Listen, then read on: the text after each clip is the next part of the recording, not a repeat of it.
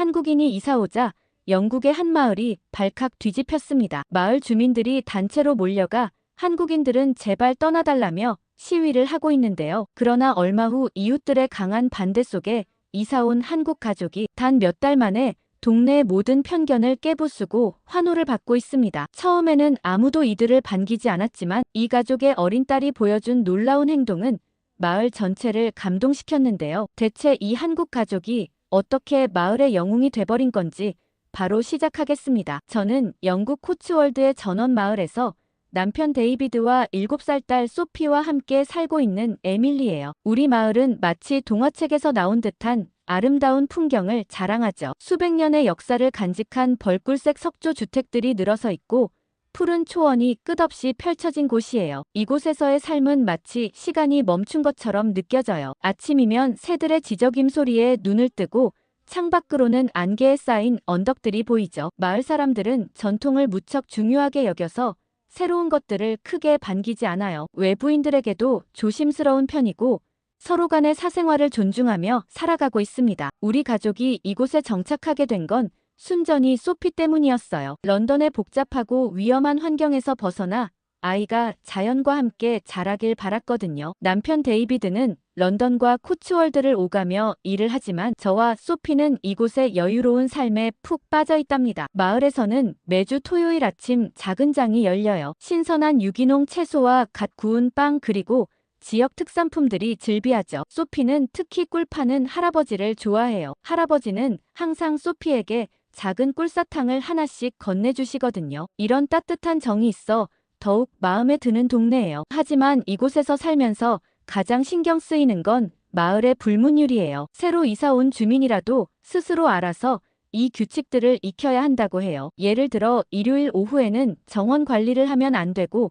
저녁 8시 이후엔 피아노 연주도 금지되어 있죠. 이런 규칙들이 처음엔 답답하게 느껴졌지만 지금은 이해가 돼요. 고요하고 평화로운 마을의 분위기를 지키기 위해서니까요. 소피는 마을의 유일한 초등학교에 다니고 있어요. 빅토리아 시대에 지어진 붉은 벽돌 건물이 무척 인상적이죠. 학교에서는 전통적인 영국식 교육을 중시해서 예절 교육부터 시작한답니다. 우리 집은 마을 광장 근처에 있는 300년 된 석조 주택이에요. 겨울이면 조금 춥긴 하지만 두꺼운 벽이 주는 아늑함이 있죠. 봄이면 정원에 수선화가 피고 여름이면 장미가 만발해요. 소피는 이 정원에서 친구들과 놀기를 좋아하죠. 물론 저녁 식사 시간 전까지만요. 저녁 식사는 가족이 함께 모여 조용히 대화를 나누는 소중한 시간이니까요. 이렇게 전통과 품위를 중시하는 마을에서 살다 보니 저도 모르게 예전보다 훨씬 조심스러워졌어요. 아침에 빨래를 널 때도 이웃집 창문을 의식하게 되고 소피가 정원에서 너무 크게 웃지 않도록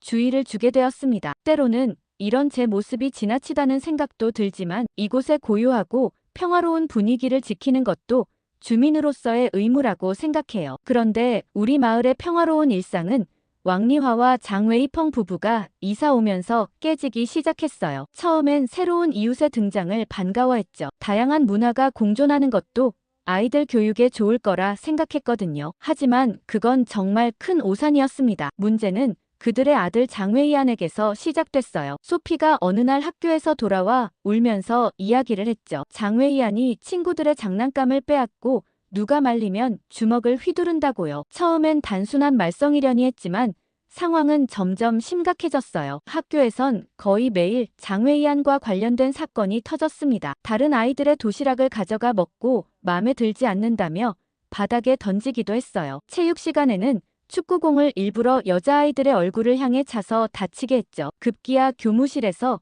선생님의 지갑을 훔치다 적발되는 일까지 벌어졌어요. 더 큰 문제는 부모의 태도였습니다. 교장 선생님이 부모를 불러 상담을 하려 해도 그들은 늘 바쁘다며 피했어요. 겨우 만나서 이야기를 해도 모든 게 문화적 차이 때문이라며 변명했죠. 심지어 영국 아이들이 자신의 아들을 따돌리고 있다며 역으로 항의를 하기도 했어요. 학부모회에서도 이 문제가 자주 거론됐습니다. 아이들이 학교 가기를 무서워한다고 호소하는 부모들이 늘어났어요. 저도 소피가 걱정돼서 등하교 때 꼭 데려다주고 데려왔죠. 하지만 왕리화는 학부모회에 한 번도 참석하지 않았어요. 대신 SNS에 자신의 아들이 인종차별을 당하고 있다는 글을 올리며 피해자인 척 했습니다. 장외이안의 폭력성은 날이 갈수록 심해졌어요. 한 번은 과학 실험 시간에 개구리 해부를 하는데 실험용 칼로 다른 아이들을 위협했다고 해요. 선생님들도 이제는 그를 제지하는 것을 두려워하게 됐죠. 그런데도 부모는 아이의 행동을 제대로 된 교육으로 바로잡으려 하지 않았어요. 그러던 어느 날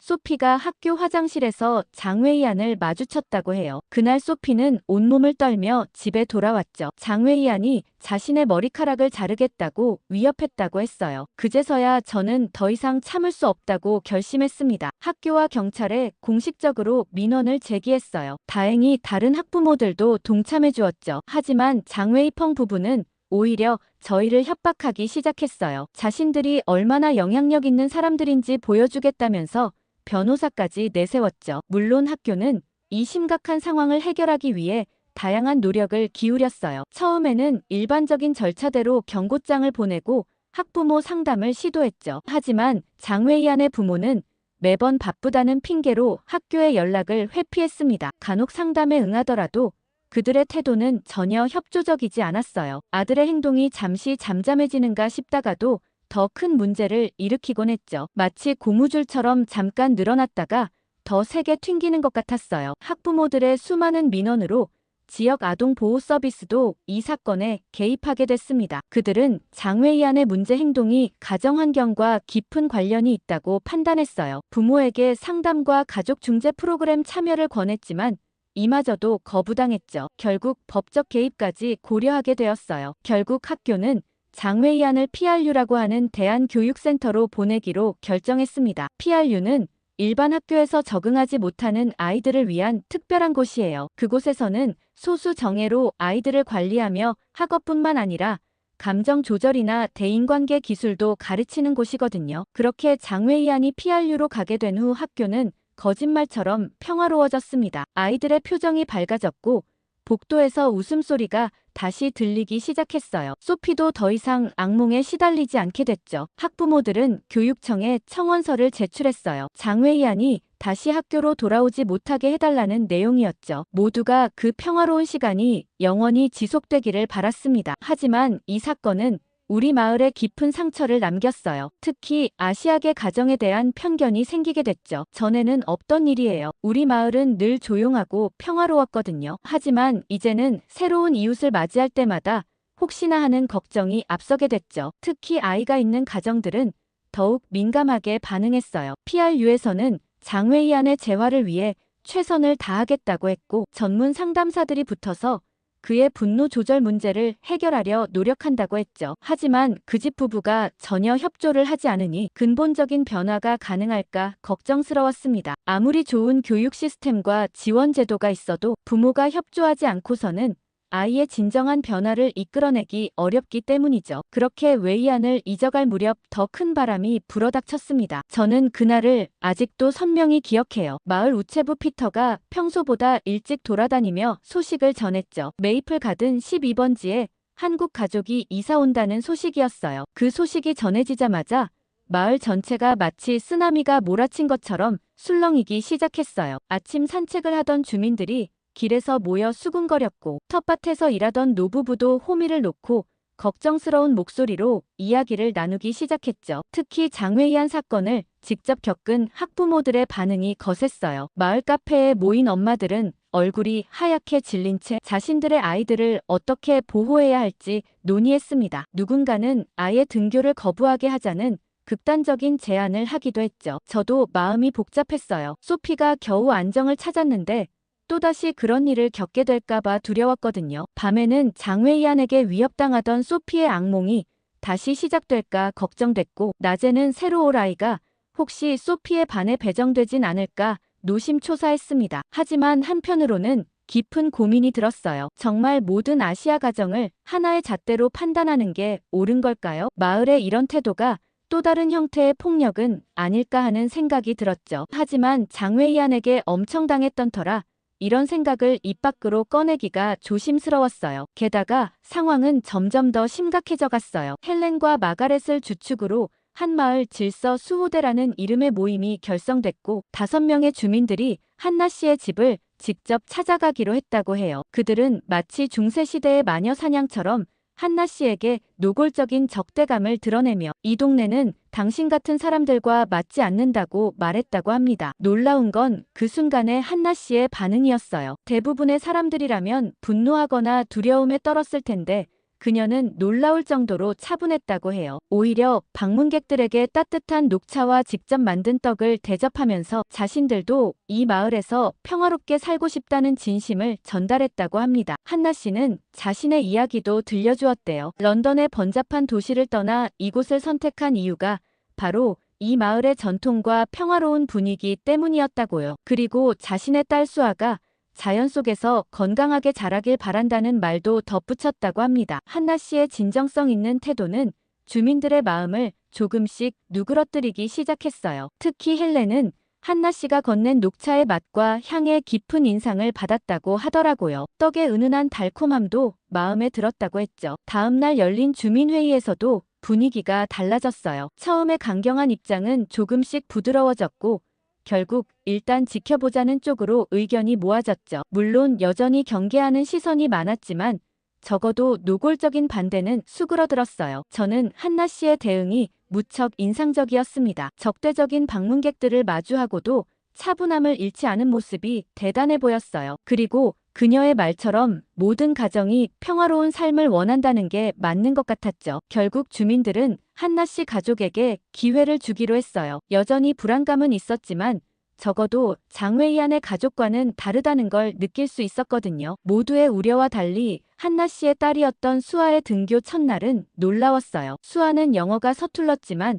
환한 미소로 친구들에게 먼저 다가갔고 한국에서 가져온 예쁜 스티커를 나눠주며 금세 반 친구들과 가까워졌죠. 소피도 처음엔 긴장했지만 수아가 건넨 반짝이는 별 스티커에 마음이 열렸다고 해요. 수아는 수학 시간에 어려움을 겪는 소피를 도와주었고 미술 시간에는 서로의 그림에 대해 이야기를 나누며 금세 친해졌습니다. 특히 인상 깊었던 건 수아의 리더십이었어요. 환경 프로젝트 주간이 다가왔을 때 반 아이들은 망설임 없이 수아를 리더로 뽑았죠. 수아는 마을의 쓰레기 문제를 해결하자는 제안을 했는데 아이디어가 참신했어요. 수아는 매주 토요일마다 반 친구들과 함께 마을 공원과 강가에 쓰레기를 줍는 캠페인을 시작했습니다. 처음에는 몇 명뿐이었지만 점점 다른 반 아이들도 동참하기 시작했어요. 아이들은 줍는 쓰레기의 종류를 기록하고 이를 바탕으로 환경보호 계획을 세웠죠. 더 놀라운 건 수아가 제안한 에코 포인트 시스템이었어요. 쓰레기를 주워올 때마다 포인트를 적립하고 이를 나무 심기에 사용하자는 아이디어였죠. 아이들은 이 게임 같은 활동에 열광했고 선생님들도 이 창의적인 접근법에 감탄했습니다. 소피는 매일 저녁 수아와의 활동을 신나게 이야기했어요. 어느 날은 수아가 가져온 한국의 분리수거 시스템에 대해 설명하며 우리도 그렇게 해보자고 제안했다고 하더라고요. 아이들의 열정은 곧 학부모들에게도 전해졌습니다. 프로젝트가 진행되면서 마을의 모습도 조금씩 달라지기 시작했어요. 거리는 더욱 깨끗해졌고 공원에는 아이들이 직접 심은 꽃들이 피어났죠. 주민들은 등교길에 쓰레기를 줍는 아이들을 보며 미소 짓게 됐습니다. 수아의 프로젝트는 학교 신문에도 소개됐어요. 교장 선생님은 전교 조회에서 수아와 친구들의 노력을 크게 칭찬했습니다. 교장 선생님께서도 수아의 프로젝트를 적극 지지해 주셨죠. 특히 감동적이었던 건 수아가 모은 에코 포인트로 첫 번째 나무를 심을 때였어요. 그날 많은 주민들이 모여 아이들의 성과를 축하해 주었죠. 누군가는 시원한 레모네이드를 준비해 왔고 또 다른 이는 직접 구운 쿠키를 나눠주었습니다. 그날 이후 동네 주민들의 인식이 싹 바뀌었습니다. 이제는 아침 산책을 할 때마다 수아와 친구들이 심은 나무들을 보며 미소 짓게 되어 처음에 가졌던 우리의 편견이 얼마나 부끄러웠는지 모르겠습니다. 수아는 우리 마을의 단순히 깨끗한 거리만이 아닌 따뜻한 마음도 가져다 주었어요. 지금 생각해보면 우리가 얼마나 좁은 시각으로 세상을 바라보았는지 알 수 있어요. 한 아이의 순수한 마음이 우리 모두의 생각을 바꾸어 놓았습니다. 수아로 인한 긍정적인 변화가 계속되면서 학부모들 사이에서는 자연스럽게 한국식 교육에 대한 관심이 피어나기 시작했어요. 매일 아침 일찍 일어나 스스로 준비하는 수아의 모습, 공부할 때의 집중력 그리고 어른들을 대하는 예의 바른 태도까지 모두가 신기해했죠. 처음으로 열린 학부모 모임에서 한나 씨는 한국의 교육 방식에 대해 이야기를 했어요. 특히 책임감 교육이 인상적이었습니다. 아이들에게 작은 일부터 책임지게 하고 그것을 잘 해냈을 때 충분히 칭찬해주는 방식이었죠. 한나 씨는 수아가 매일 아침 자신의 이부자리를 정리하는 것부터 시작했다고 해요. 처음에는 서툴렀지만 계속된 연습으로 지금은 완벽하게 해낸다고 했죠. 책상 정리부터 옷 깨기까지 모든 것을 스스로 하는 습관이 자연스럽게 몸에 배었다고 합니다. 협력 중심 놀이도 흥미로웠어요. 한국에서는 아이들이 함께 노는 것을 중요하게 여긴다고 해요. 수아는 친구들과 함께하는 전통 놀이를 소개했는데 그 중에서도 공기놀이가 특히 인기를 끌었죠. 처음에는 다들 의심의 눈초리로 바라봤어요. 과연 이런 교육 방식이 효과가 있을까 하는 의구심이 컸죠. 하지만 시간이 지날수록 변화는 분명히 보였습니다. 소피도 수아의 영향을 받아 조금씩 달라지기 시작했어요. 아침에 일어나면 스스로 침대를 정리하고 책가방도 챙기더라고요. 전에는 상상도 못했던 모습이었죠. 숙제도 미루지 않고 그날 해내는 습관이 생겼어요. 다른 아이들도 마찬가지였어요. 수아가 보여준 책임감 있는 모습은 자연스럽게 친구들에게 영향을 미쳤죠. 교실에서도 서로 돕고 배려하는 분위기가 형성되었다고 해요. 학교 선생님께서도 모두들 수아를 따라 많이 달라졌다고 칭찬하셨죠. 수아가 하면 뭐든 다 따라하려고 하니 점심시간까지 달라졌다고 하셨습니다. 수아는 도시락을 깔끔하게 먹은 뒤 항상 자리를 깨끗이 정리하는데 친구들도 이런 모습을 보고 따라하기 시작했답니다. 그런 변화가 느껴지자 학부모회에서는 한나 씨를 다음 학부모 모임에도 나와달라고 부탁했고 한나 씨의 교육 방법을 더 집요하게 물어봤죠. 한나 씨는 더 구체적인 이야기를 들려주었어요. 한국의 똑똑한 아이보다 바른 아이로 키우기라는 교육 철학을 설명했죠. 이제는 부모들이 진지하게 귀 기울이며 질문을 하기 시작했어요. 특히 수아가 보여준 리더십은 한국식 교육의 장점을 잘 보여주었어요. 환경 프로젝트에서 보여준 책임감과 협동심은 분명 가정교육의 영향이 컸죠. 이제는 학부모들이 먼저 한나 씨에게 조언을 구하기 시작했어요. 자녀 교육에 대한 고민을 나누고 해결책을 함께 찾아가는 모습이 자연스러워졌죠. 처음에 냉담했던 분위기는 온데간데 없이 사라졌습니다. 한국 가족에 대한 편견도 자연스럽게 해소되기 시작했어요. 이제는 그들이 우리 마을의 소중한 일원이라는 것을 누구도 의심하지 않게 되었죠. 오히려 그들의 존재가 우리 마을을 더욱 풍요롭게 만들어주었다는 걸 깨닫게 되었습니다. 그렇게 평화로운 날들도 잠시 충격적인 소식이 마을을 뒤흔들었어요. PRU 프로그램을 마친 장웨이안이 다시 학교로 돌아온다는 소식이었죠. 교장 선생님은 정말 고민을 많이 하셨지만 PRU에도 다녀왔고 원칙에 따라 바로 아이를 퇴학시킬 수는 없다고 하셨어요. 모든 아이에게 두 번째 기회가 필요하다며 웨이안의 복귀를 승인했다고 합니다. 하지만 웨이안의 행동은 전혀 나아지지 않았어요. 오히려 더 악화된 것 같았죠. 특히 수아와 그녀의 친구들을 집중적으로 괴롭히기 시작했습니다. 환경 프로젝트로 주목받는 수아를 질투하는 듯 했어요. 처음에는 수아의 필통이 사라졌어요. 그 다음엔 소피의 도시락이 없어졌죠. 아이들은 웨이안을 의심했지만 증거를 찾을 수 없었습니다. 그러다 어느 날 한 아이가 웨이안이 자신의 사물함에 훔친 물건들을 숨기는 것을 목격했어요. 공원에서의 사건은 더 심각했어요. 수아와 친구들이 쓰레기를 줍고 있을 때 웨이안이 나타나 모아둔 쓰레기를 일부러 다시 흩뿌렸죠. 아이들이 말리자 웨이안은 소피를 밀쳐 넘어뜨렸고 무릎에 상처가 나고 말았어요. 가장 큰 문제는 학교 발표회 준비 때였습니다. 수아와 친구들은 환경 보호에 대한 발표를 준비하고 있었어요. 웨이안은 연습하는 교실에 들어와 의도적으로 소음을 내고 발표 자료를 망가뜨렸죠. 수아는 놀랍게도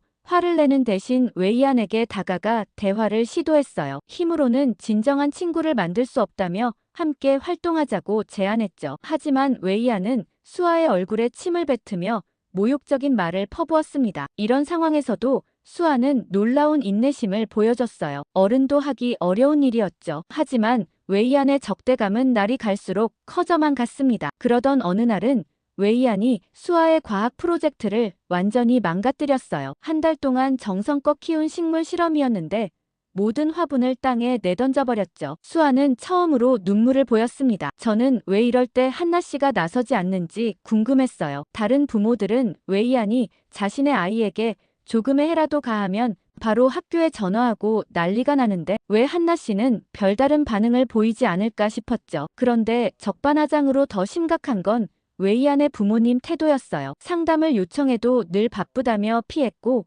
아들의 행동에 대해 항상 변명거리를 만들었죠. 심지어 수아가 자신의 아들을 고의로 자극한다며 책임을 전가하기도 했습니다. 학교는 점점 긴장감이 감돌았어요. 아이들은 웨이안을 피해 다녔고 복도에서는 더 이상 웃음소리가 들리지 않았죠. 수아의 환경 프로젝트도 위축되기 시작했어요. 쓰레기를 주우러 나갔다가 웨이안을 마주칠까봐 두려워하는 아이들이 늘어났거든요. 교사들도 난감해했어요. 웨이안의 행동은 분명 문제였지만 PRU에서 돌아온 아이를 또다시 내보내는 건 교육적으로 옳지 않다고 생각했죠. 대신 웨이안에게 특별 상담을 제공하고 수업 중 별도의 도우미를 배정했지만 효과는 없었습니다. 학부모들 사이에서 불만이 터져 나왔어요. 매일 밤 아이들은 불안에 떨며 잠들었어요. 더 이상 예전처럼 밝은 모습이 아니었죠. 마침내 모든 것이 폭발한 건 학교 환경 박람회 전날이었어요. 수아와 친구들이 도서관에서 마지막 발표 준비를 하고 있을 때였죠. 웨이안이 갑자기 들이닥쳐 준비해둔 포스터들을 찢기 시작했습니다. 그런데 아이들이 이번에는 다른 반응을 보였다고 하더라고요. 수아와 친구들이 한마음으로 뭉쳤죠. 소피가 선생님을 부르러 갔고 다른 친구들은 수아를 중심으로 원을 그리며 서서 웨이안을 막아섰습니다. 더 이상 도망치거나 숨지 않기로 한 거예요. 웨이안은 더욱 흥분해서 의자를 던지기 시작했어요. 수아는 차분한 목소리로 웨이안을 설득하려 했지만 그때 웨이안이 수아의 얼굴을 향해 주먹을 날렸어요. 다행히 선생님들이 제때 도착했어요. 웨이안의 폭력적인 행동을 직접 목격한 선생님들은 즉시 교장실로 향했죠. 이제는 더 이상 눈 감아줄 수 없는 상황이 된 거예요. 긴급 교직원 회의가 소집됐고 결국 웨이안의 즉각적인 퇴학이 결정됐습니다. 이번에는 학부모들도 강경하게 나섰어요. 왕리화 가족에게 동네를 떠나라는 요구가 쏟아졌죠. 하지만 왕리화는 달라지지 않았어요. 오히려 인종차별이라며 소송을 하겠다고 협박했죠. 변호사를 내세워 학교와 주민들을 위협했지만 이제는 아무도 두려워하지 않았어요. 오히려 주민들은 더욱 단호해졌습니다. 마을 변호사가 나서서 웨이안의 폭력 사건들을 정리하기 시작했고 피해 학생들의 진술도 모았어요. 왕리화의 협박이 먹히지 않자 이번에는 SNS에 억울함을 호소하기 시작했지만 오히려 역효과만 났죠. 결정적으로 수아와 친구들이 찍은 동영상이 공개됐어요. 웨이안의 폭력적인 행동이 고스란히 담겨 있었죠. 이제는 왕리화도 더 이상 변명할 수 없게 됐습니다. 학교는 공식적으로 웨이안의 퇴학을 통보했고 교육청도 이 결정을 지지했어요. 주민들의 항해 방문이 계속되자 결국 왕리화 가족은 조용히 짐을 싸기 시작했습니다. 그런데 이사 전날 밤 놀라운 일이 벌어졌어요. 한나 씨가 혼자 왕리화의 집을 찾아간 거죠. 모두가 만류했지만 한나는 마지막으로 대화를 시도하고 싶다고 했습니다. 한나는 따뜻한 차와 직접 만든 떡을 들고 갔어요. 처음 이 마을에 왔을 때처럼 말이죠. 왕리화는 문을 열어주긴 했지만 비웃는 듯한 표정이었습니다. 하지만 한나는 흔들리지 않았어요. 그러면서 조용히 자신의 이야기를 시작했어요. 한나는 아이의 행동은 부모의 책임이라는 점을 강조했어요. 부모가 먼저 변하지 않으면 아이도 변할 수 없다고 했죠. 웨이안의 문제 행동도 결국 부모의 태도에서 비롯된 것이라고 조심스럽게 말했습니다. 처음엔 왕리화가 비아냥거리며 웃었어요. 하지만 한나가 진심을 다해 이야기하자 조금씩 표정이 달라지기 시작했죠. 특히 한나가 자신의 실수와 고민들을 솔직하게 털어놓자 왕리화의 눈빛이 흔들렸습니다. 한나는 아직도 늦지 않았다고 말했어요. 지금이라도 웨이안의 문제를 인정하고 함께 해결하려 노력한다면 새로운 시작이 가능하다고 했죠. 전문가의 도움을 받을 수 있는 방법도 구체적으로 제안했습니다. 순간 왕리화의 눈에 눈물이 고이는 듯 했어요. 마치 오랫동안 쌓아온 벽이 조금씩 무너지는 것 같았죠. 하지만 그때 웨이안이 갑자기 방에서 나와 엄마의 옆에 섰습니다. 그 순간 왕리화의 표정이 다시 굳어졌어요. 아들 앞에서 자신의 잘못을 인정할 수 없다는 듯이 말이죠. 다시 차가운 목소리로 자신들은 아무 잘못도 없다고 말했습니다. 한나는 마지막으로 부모의 용기가 아이를 변화시킬 수 있다고 말했어요. 하지만 왕리화는 이미 등을 돌린 뒤였죠. 결국 변화의 기회는 물거품이 되고 말았습니다. 다음 날 아침 왕리화 가족은 아무도 모르게 조용히 마을을 떠났어요. 이삿짐 차가 떠나는 모습을 지켜보며 한나는 깊은 한숨을 내쉬었죠. 사람은 바뀌지 않는다는 걸 가슴 깊숙이 느꼈습니다. 이제 우리 마을은 다시 평화를 되찾았어요. 하지만 한나의 마지막 시도는 우리에게 중요한 교훈을 남겼습니다. 때로는 끝까지 포기하지 않고 대화를 시도하는 용기도 필요하다는 것을요. 비록 결과는 실패했지만 한나의 진심 어린 노력은 우리 모두의 마음에 깊은 감동을 주었어요. 지금도 가끔 한나는 웨이안을 생각한다고 해요. 어쩌면 그날 밤의 대화가 언젠가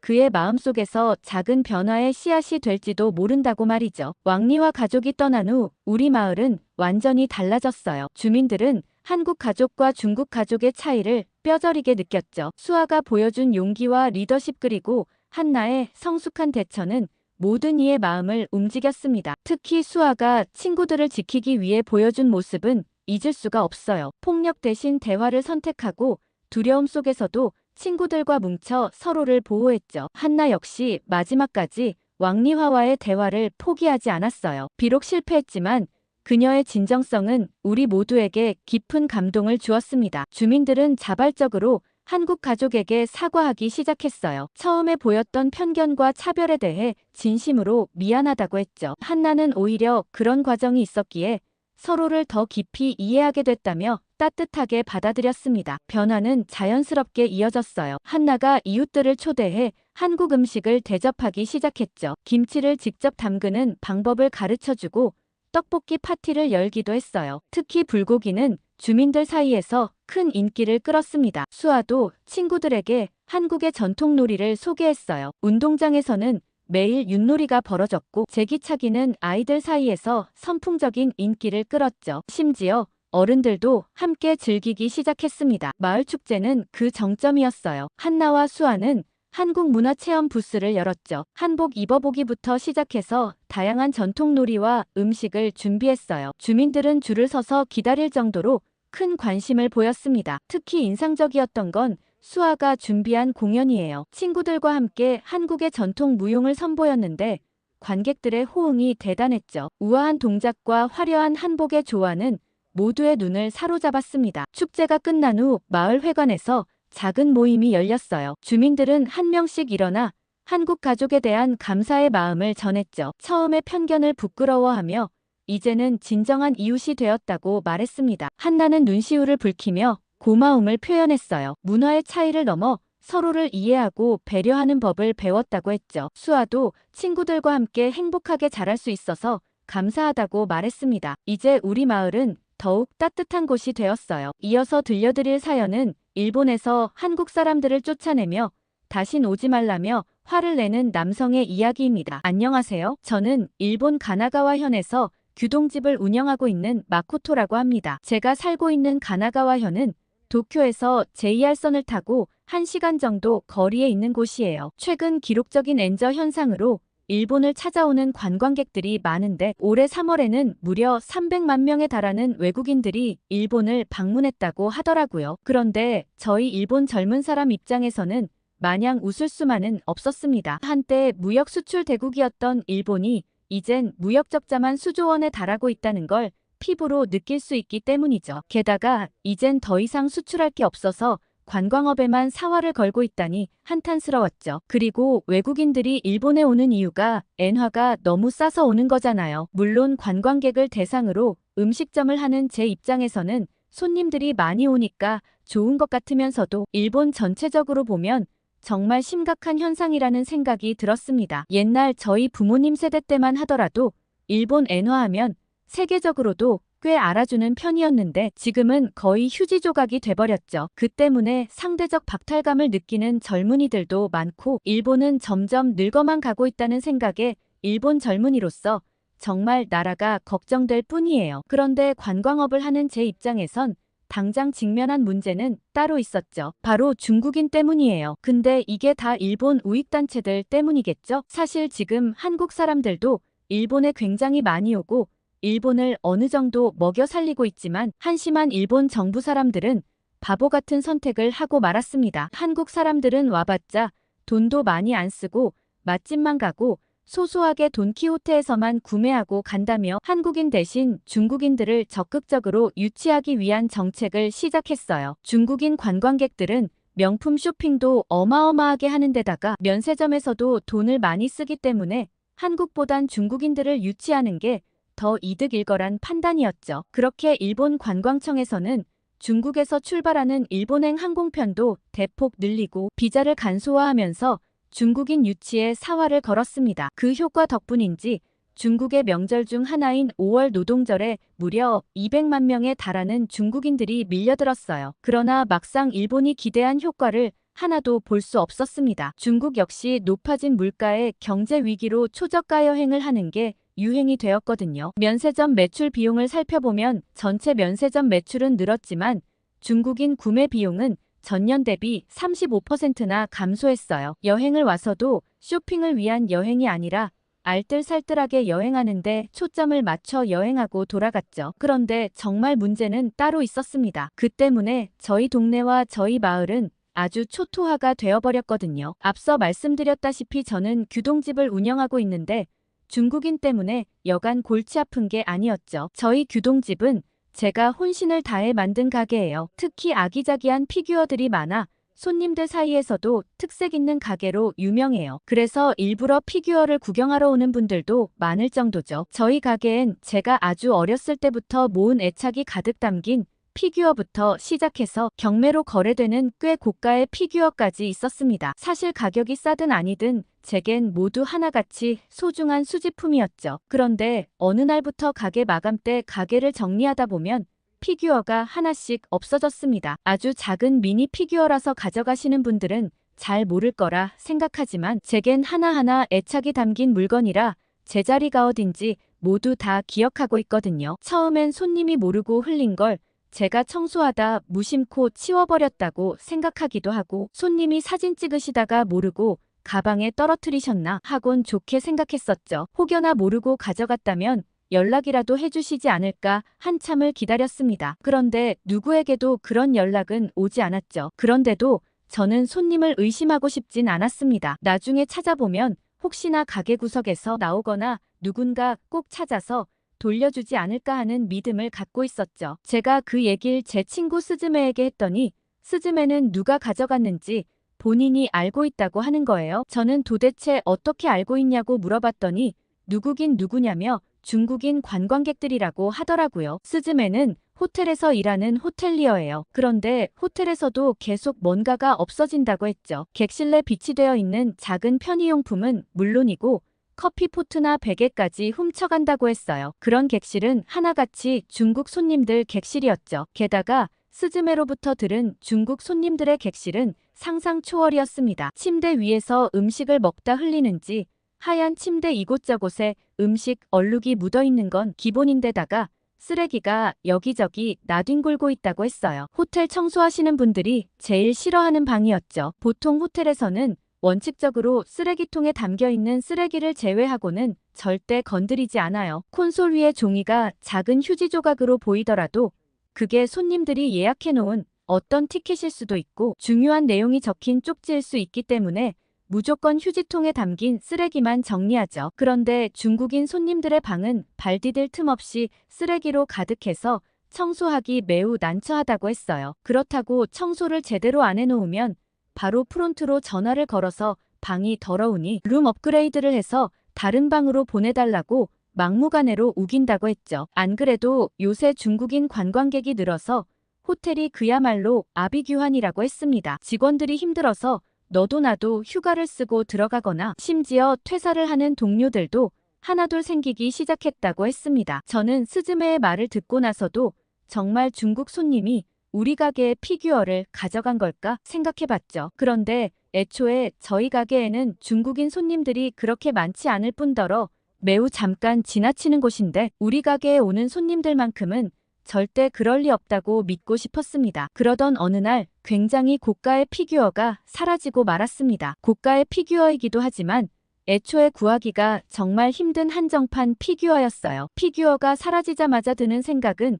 CCTV라도 진작에 그냥 달아둘 걸 하는 마음이었습니다. 하늘이 무너지는 것 같은 기분이 들었죠. 제가 멍하니 계산도 못하고 정신을 빼놓고 있자 한국인 손님이 저를 두어 번 불렀습니다. 저는 다급히 죄송하다고 얘기하고는 계산하실 거죠? 라고 물었습니다. 이어진 한국인 손님의 대답에 저는 당황스러움을 숨길 수 없었어요. 손님은 이미 돈을 지불했고 제가 거스름돈을 줘야 하는 타이밍이었던 거죠. 저는 정말 죄송하다고 제가 아끼는 피규어가 사라져서 제정신이 아니라며 사과 인사를 덧붙였습니다. 그러자 손님은 저기 가운데 있던 큰 거 말인가요? 라고 물었죠. 안 그래도 그 손님이 들어올 땐 눈에 잘 띄는 곳에 위치해서 인상적이었는데 밥을 다 먹고 보니 없어서 의아했다고 하셨습니다. 손님은 자리에서 브이로그 촬영을 위해 영상을 찍었는데 혹시 뒤편에 나오는지 한번 보실래요? 라고 해주셨죠. 저는 혹시나 지푸라기라도 잡는 심정으로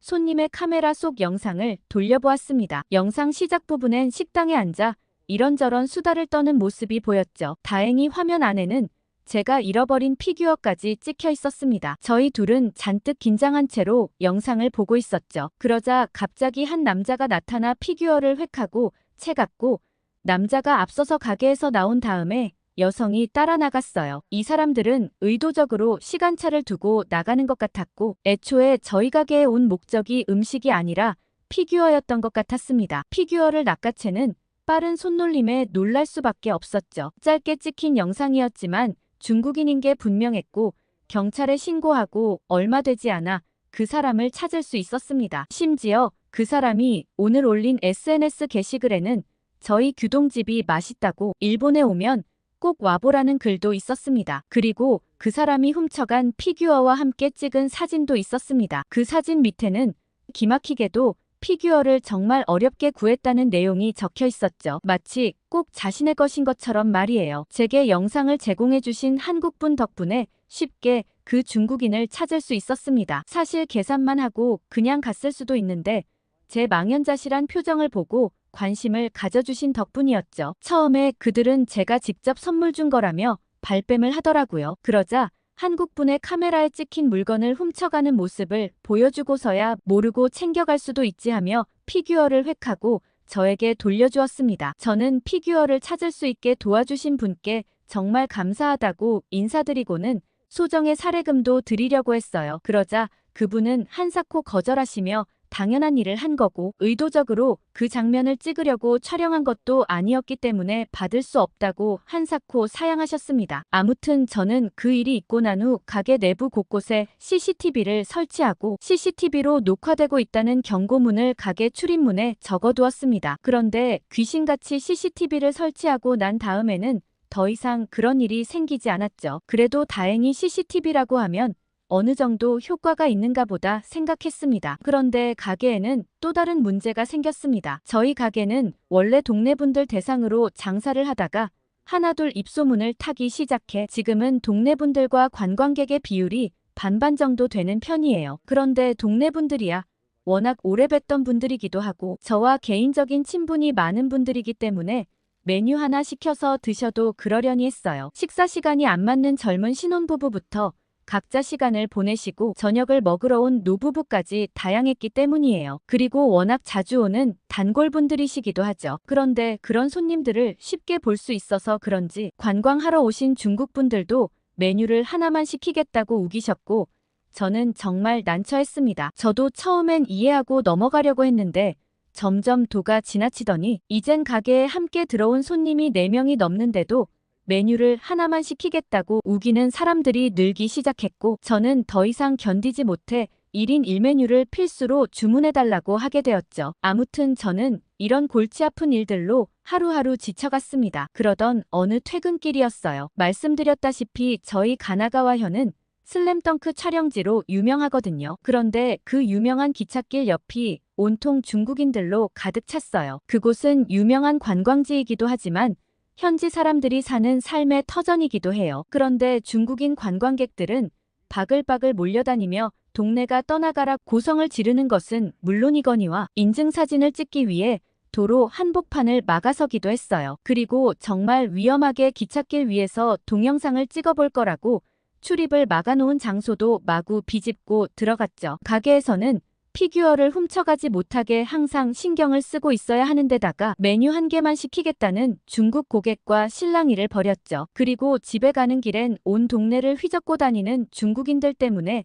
점점 지쳐갔습니다. 제가 어렸을 때부터 살아왔던 우리 동네였지만 다른 곳으로 떠나고 싶다는 생각이 굴뚝 같았어요. 당분간 이렇게 계속 중국인 손님들이 온다면 가게를 열어 장사를 하면서 버는 돈보다 스트레스를 풀기 위해 쓰는 돈이 더 많이 나올 것 같았죠. 그렇게 하루하루 마지못해 가게와 집을 왔다 갔다 하던 어느 날 오랜만에 제 고등학교 친구 미키에게 전화가 왔어요. 미키와는 가끔 연락하는 사이지만 언제 연락해도 편하게 속 얘기를 다 할 수 있는 몇 안 되는 진짜 친구였어요. 미키는 얼마 전 결혼을 했고 행복한 얘기만 가득 늘어놓는 통에 제 생활의 불만을 도저히 얘기하기가 쉽지 않았죠. 그런데 오랜 친구라 그런지 미키는 제 목소리만 듣고도 무슨 일 있냐고 단박에 물어봤습니다. 저는 어쩔 수 없이 요즘의 생활에 대해 얘기했어요. 요샌 일하는 재미도 없고 좀 쉬고 싶다고 말이죠. 그러자 미키는 바로 제 귀가 솔깃할 만한 제안을 했어요. 자기가 있는 곳으로 와서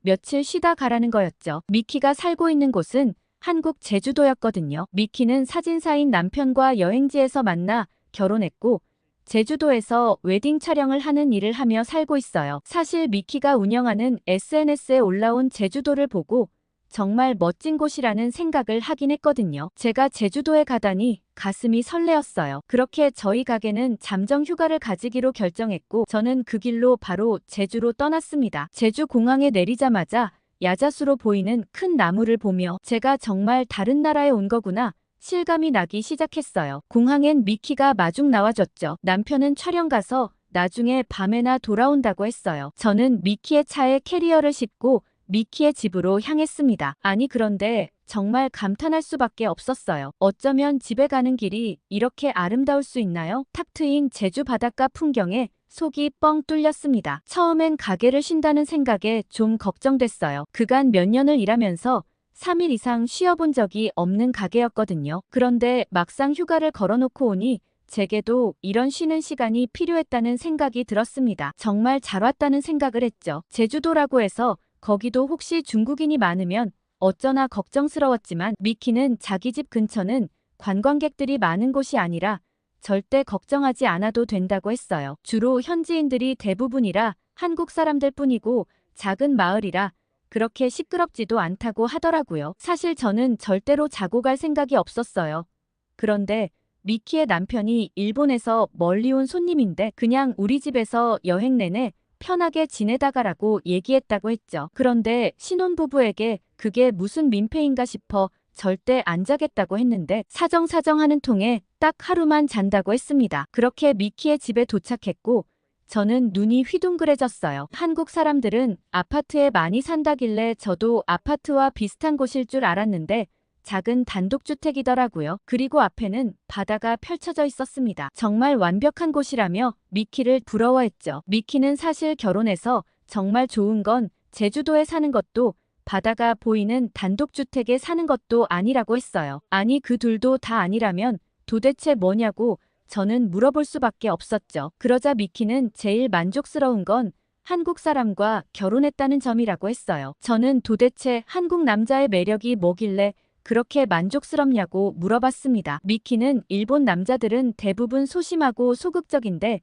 한국 남자들은 박력이 넘친다고 했어요. 그리고 정말 적극적이고 화끈하다고 했죠. 저는 미키의 말을 듣자마자 바로 혹시 아까 오면서 본 것도 그런 거냐고 물어봤습니다. 미키는 고개를 끄덕였죠. 사실 일본 사람들은 길에서 팔짱을 낀다거나 어깨동무를 하고 손잡고 다니는 남녀 커플을 보기 드문 편이에요. 애정 표현에 소극적이기도 하고 타인을 과하게 의식하기 때문에 그런 걸 굉장히 부끄러워하기 때문이죠. 그러나 한국에선 정말 익숙한 행동처럼 보였습니다. 커플 간 스킨십이 정말 자연스러웠죠. 일본 여성들이 한국 드라마의 남자 주인공에게 빠지는 것도 바로 이런 점 때문이라는 생각이 들어요. 저는 미키에게 그럼 언제 결정적으로 반했냐고 물어봤죠. 그러자 미키는 짐을 들어주는 모습에 홀라당 넘어갔다고 했어요. 미키의 짐이든 가방이든 들어달라는 건 다 들어주는 게 정말 좋았다고 했죠. 심지어 한국 남자들은 부탁하지 않아도 그냥 뭐든 다 해주려 해서 보호 본능이 굉장히 강하다고 했습니다. 저는 한국 남자는 그런 것도 해주냐며 의아해했어요. 그러자 미키는 화장실 갈 땐 화장실 앞에서 가방을 들고 기다리기도 한다고 말했습니다. 저는 입이 떡 벌어졌어요. 미키의 연애 이야기를 들으면서 시간 가는 줄 몰랐고 그런 다정한 한국 남자와 한번 사귀어보고 싶다는 생각까지 들었죠. 그렇게 저녁 시간이 다 되어갔고 미키의 남편 수호 씨가 일 끝나고 돌아왔어요. 수호 씨는 일부러 오늘 좀 일찍 왔다며 손님 대접을 제대로 해야 하지 않겠냐고 하면서 저녁 준비를 시작했습니다. 저는 밥을 매일 해주냐고 놀랄 수밖에 없었죠. 수호 씨는 가능하면 제가 하고 주로 미키가 잘 챙겨주는데 오늘은 미키의 친구가 왔으니 직접 대접해주고 싶은 마음이라고 했습니다. 원래 한국에선 결혼식을 하기 전 청첩장을 주고 밥을 사주는 문화가 있는데 저에겐 그렇게 하지 못해서 늘 마음에 걸렸다고 했어요. 저는 한국의 그런 문화도 참 신기하더라고요. 일본에선 아주 제한된 하객에게만 초대장을 발송하고 그 초대장에도 꼭 답을 해야 하거든요. 극소수의 지인들만 참여하는 반면 한국은 어린 시절 동창부터 직장 동료까지 모두 참석해 잔치처럼 즐기는 문화가 일본이랑 큰 차이라고 느꼈어요. 그런데 수호 씨는 평소에도 요리를 많이 하는지 뚝딱뚝딱 금세 음식을 만들었습니다. 수호 씨가 만들어준 음식은 고기 국수와 수육이었어요. 그러면서 식당 하시는 분께 요리를 대접하는 거라 참 긴장되지만 그냥 정성으로 예쁘게 봐달라고 하셨죠. 어쩜 말씀도 참 예쁘게 하시는구나 싶은 생각이 들었습니다. 그런데 저는 한 입 먹어보고서는 깜짝 놀랐어요. 따뜻한 고기국수가 맛있었고 수육도 정말 담백했거든요. 거기에 곁들여 먹는 이름 모를 빨간 음식이 너무 구수하니 맛있더라고요. 도대체 이게 뭐냐고 물었더니 갈치속젓이라고 얘기했습니다. 쌈에 수육 한 점과 갈치속젓을 조금 넣어 먹으니 정말 기가 막히더라고요. 비릿하면서 고소한데 감칠맛을 확 끌어올려주는 것 같았습니다. 그리고 고기국수는 돈코츠 라멘이 살짝 떠올랐지만 한국 음식이 훨씬 담백하고 깔끔했습니다. 이 조합 자체가 정말 맛있었죠. 알고 봤더니 사람들이 제주도에 오면 고기국수와 수육을 많이 찾기 때문에 특별히 이렇게 만들어주신 거라고 했죠. 수호 씨의 다정한 모습과 이 부부의 알콩달콩한 신혼생활을 보면서 나도 얼른 결혼해야 하는데 속으로 생각만 했죠. 그렇게 두 부부의 집에서 따뜻한 환영을 받으며 하루를 보냈고 다음날 저는 제주도의 게스트하우스로 향했습니다. 혼자 지내는 숙소를 구할 수도 있었지만 여행 온 다른 사람들을 한번 만나보고 싶었어요. 다른 사람들은 어떤 고민을 갖고 사는지, 왜 여기에 오게 됐는지 궁금했죠. 그런데 한국 게스트하우스에는 좀 특이한 점이 있었어요. 저녁에 파티라고 부르는 함께 밥 먹는 문화가 있더라고요. 다른 나라에서 도미토리를 이용하면 어쩌다 혼자 온 사람끼리 같이 밥을 먹거나 여행을 가긴 하지만 이렇게 숙소에서 자체적으로 자리를 만들어주는 건 흔치 않았어요. 저도 호기심에 파티를 신청했고 저녁엔 숙소 옥상에서 흑돼지 삼겹살을 구워 먹는다고 했죠. 게스트하우스에는 생각보다 외국인은 많지 않았어요. 일본인인 저와 미국인 1명 그리고 중국인 1명의 나머지 5명은 모두 한국 사람들이었죠. 오랜만에 낯선 사람들과 여행 얘기를 하는 게 정말 즐거웠습니다. 한국 사람들도 영어를 쓰는데 무리가 없어서 감사하게도 영어로 대화할 수 있었죠. 한창 삼겹살을 먹고 오랜만에 긴장을 놓고 술도 잔뜩 마신지라 약간 취기가 돌았어요. 술을 깨야 할 것 같아서 공용 공간으로 내려가 물을 마셔야겠다고 생각했죠. 그런데 제 뒤로 누가 따라오는 기분이 들었습니다. 너무 가까이 오는 것 같아 좀 불편하다고 느끼고 있었죠. 슬쩍 돌아봤더니 중국인 남자였어요. 저는 어색하게 웃어 보이고는 정수기 앞에서 물을 받으려는데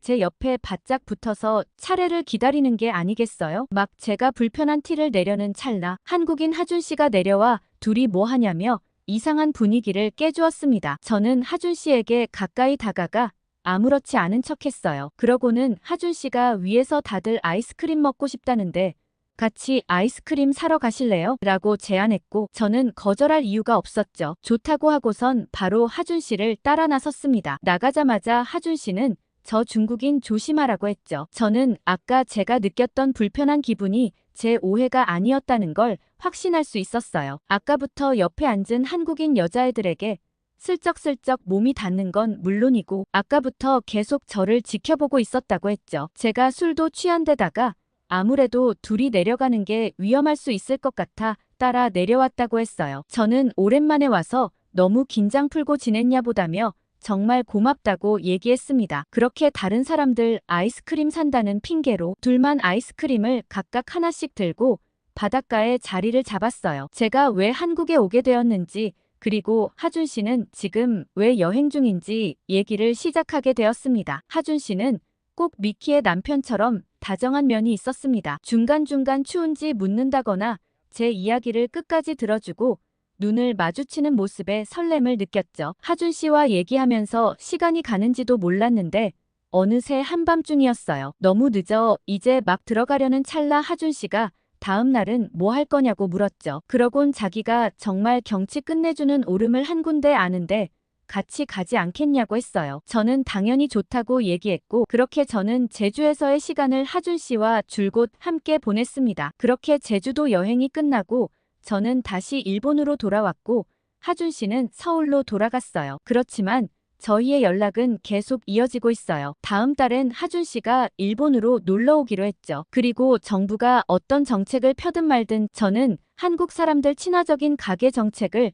많이 내놓기로 했어요. 더 이상 무질서한 중국 손님들이 저희 가게에 박을 대는 걸 볼 수 없었죠. 한국 손님들은 SNS에 가게를 올려주면 음료수 서비스를 주기도 하고 해피아워를 만들어 특정 시간에 방문하는 한국 분들에겐 서비스 음식을 추가로 주기로 했죠. 하준 씨의 도움을 받아 SNS에 홍보도 굉장히 많이 했어요. 그 덕분인지 저희 가게에는 한국 분들이 훨씬 많이 방문하고 계시죠. 그런데 다들 식당 주인처럼 테이블도 닦고 음식도 치우고 저보다 더 깨끗하게 쓰고 계시는 거 있죠? 덕분에 저는 정말 편하게 일하고 있답니다. 앞으로도 저희 규동집에 오시는 한국 분들에겐 더욱더 친절하게 대하려고요. 오늘 마코토 씨의 사연 어떻게 들으셨나요? 저는 한국 손님들이 정말 식당 주인인 양 가게를 깔끔하게 사용한다는 말에 웃음을 참지 못했어요. 아마 이 사연을 들으시는 분들도 다들 이렇게 하고 계시겠죠? 어디서든 뒷자리를 깔끔하게 정리하는 멋진 한국인들이란 생각이 들었습니다. 오늘 사연이 재밌으셨다면 좋아요와 댓글 많이 남겨주시고